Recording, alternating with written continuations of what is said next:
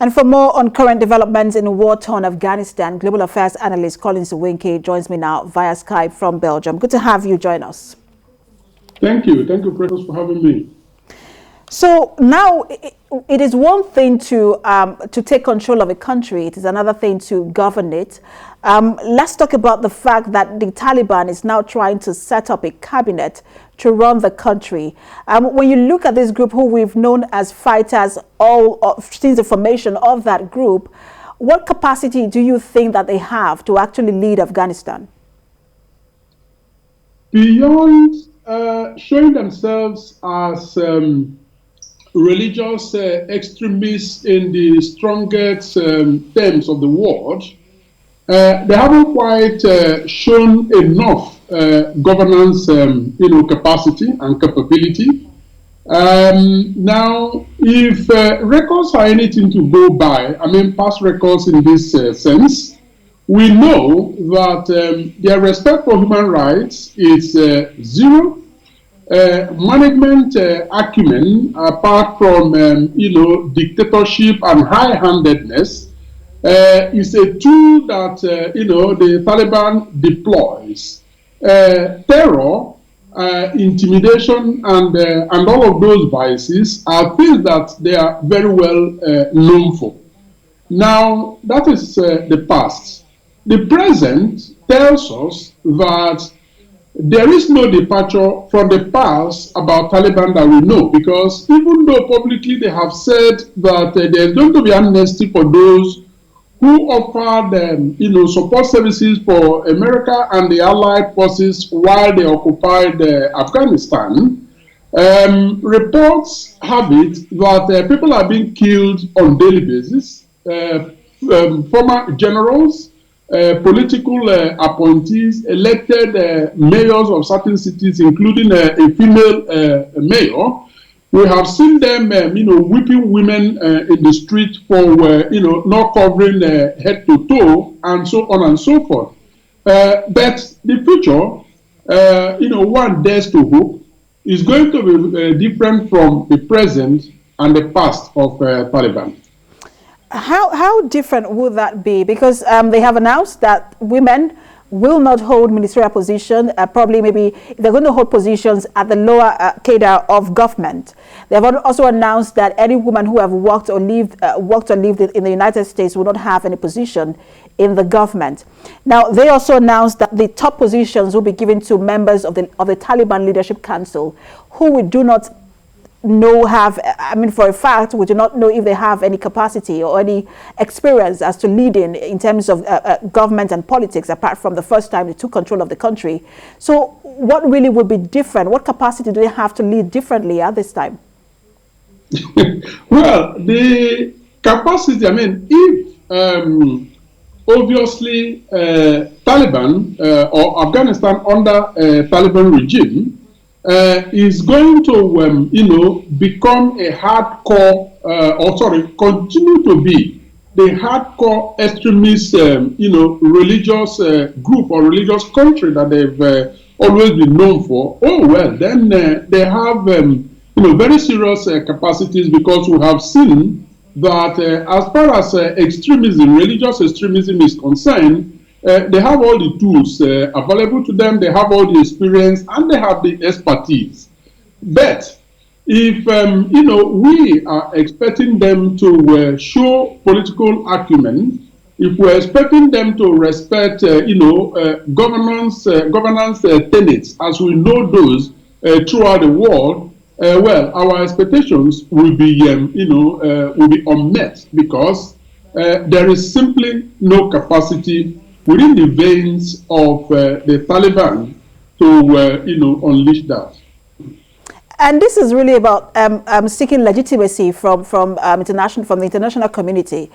But we've seen that a lot of governments around the world have indicated interest in engaging with the Taliban in terms of governance, but not necessarily recognizing them as the legitimate government in that country.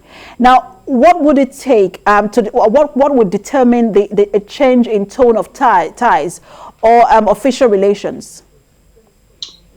Well, first and foremost, it's going to be made very clear that although the world has become more and more interdependent, more and more interconnected, the notion of national interest and strategic importance is actually the underlying factor that regulates relationship between one country and another. Now, that is transactionism. It therefore goes to prove that even the United States of America, that is, seen as the beacon of democracy in the world, respect for human rights, and so on and so forth, will budge when it comes to the United States national interest in their relationship with the Taliban. And I think the same could be said of any other country, notwithstanding what public officials in the West declare publicly. The national interest of their country will be at the forefront of decision to relate with the Taliban. So it is a matter of what will be at the forefront of decision to relate with the Taliban.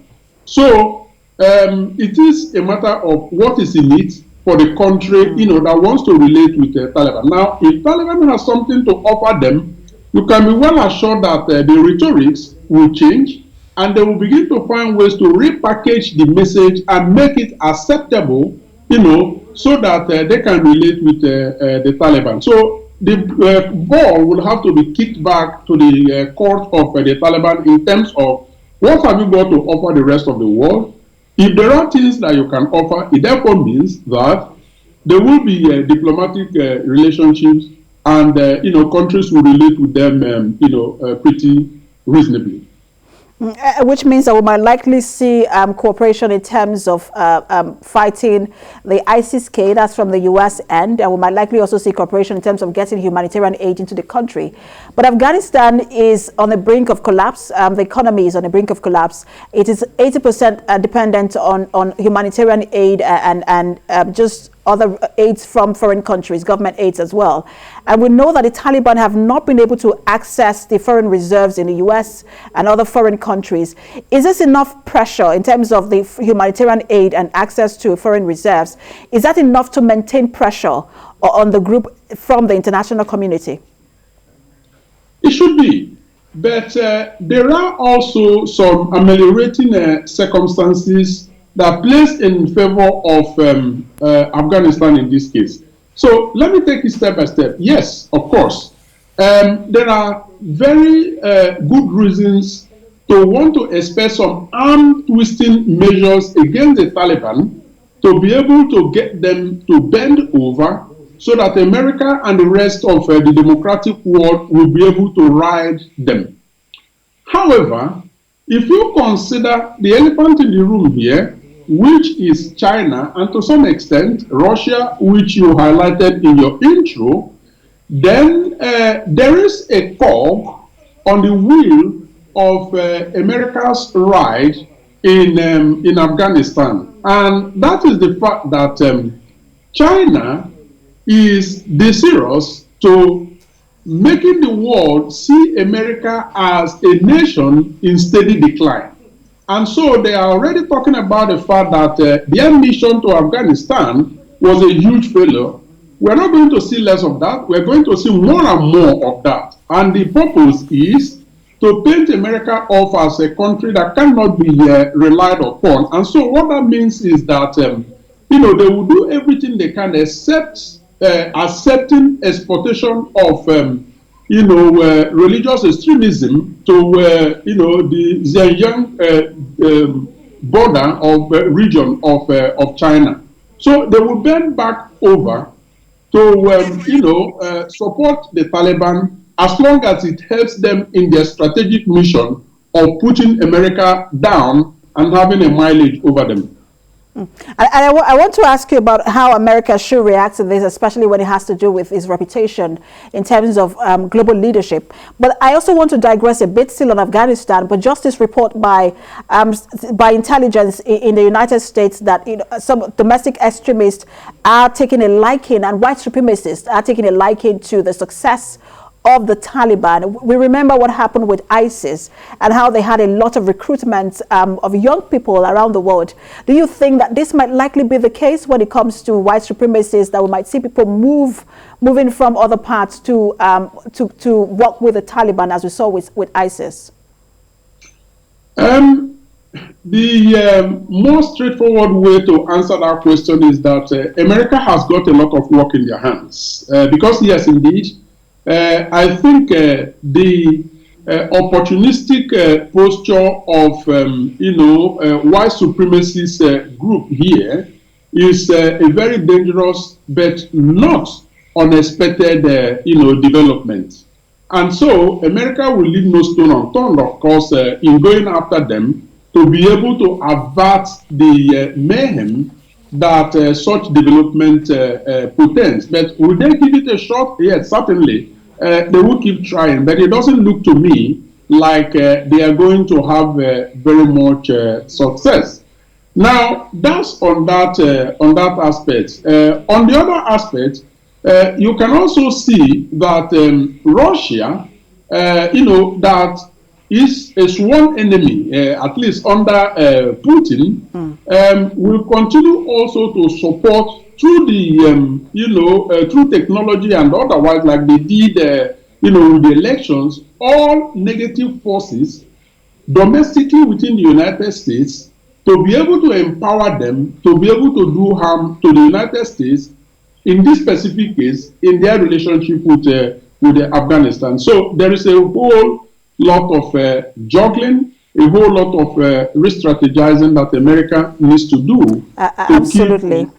Absolutely. I will see that Russia is already warming up somehow to the Taliban, even though the group is still designated a terrorist group in Russia. We'll see how all of this play out, especially in terms of legitimacy for the group. Thank you so much for always making out time to share your thought with us.